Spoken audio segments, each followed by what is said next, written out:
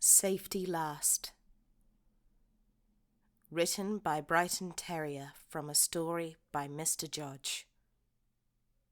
Wheesh! Do you mind, James? Henry sneered. James's safety valve subsided. It's only steam, he retorted. Not like it'll spoil your paintwork. Henry scoffed. I'm surprised you don't run empty blowing off like that. Did the works give you cannons for safety valves? James was about to argue, but a solemn voice cut in. At least they work. All eyes turned to Gordon. I suppose you would know about burst safety valves, Henry chuckled. Gordon gave Henry a glare. Have you ever heard the story of Samson? Who, asked Edward with cautious interest, is Samson? I must say, Edward, said Gordon with a wink, I would have expected you of all engines to know this tale.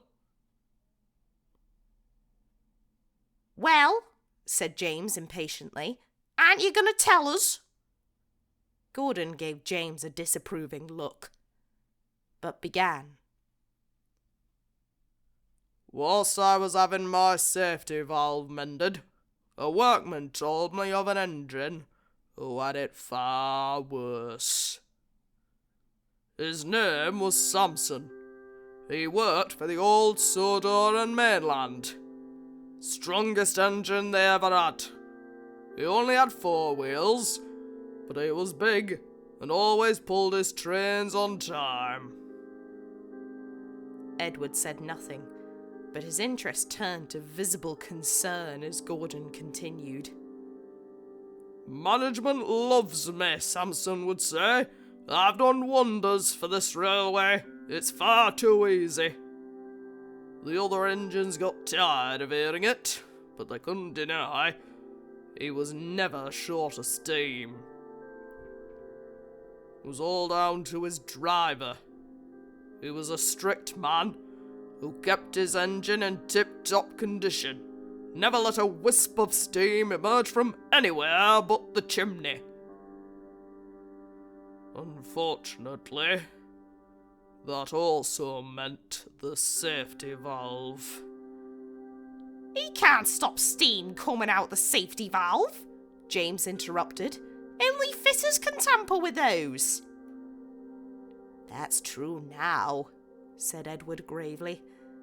But back then, safety valves were not kept locked. Drivers could screw them down to stop the steam escaping. But before Edward could say any more, Gordon resumed. Samson never blew off steam anywhere. His driver and fireman kept him in check and used his abundance of steam to his advantage. Longer trains, faster timetables, the railway had never been more profitable. One day, Samson had arrived with a passenger train.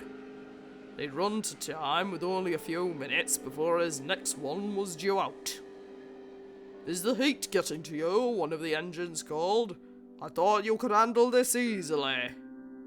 Samson just flounced away to the water column for a drink.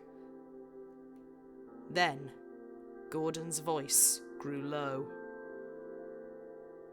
All that steam had stretched his system thin, and without any relief, he was heading for trouble.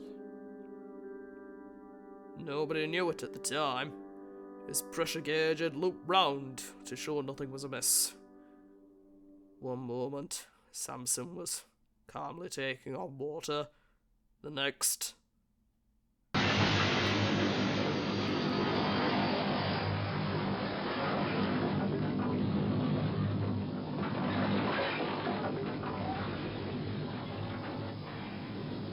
You mean he... Henry looked petrified.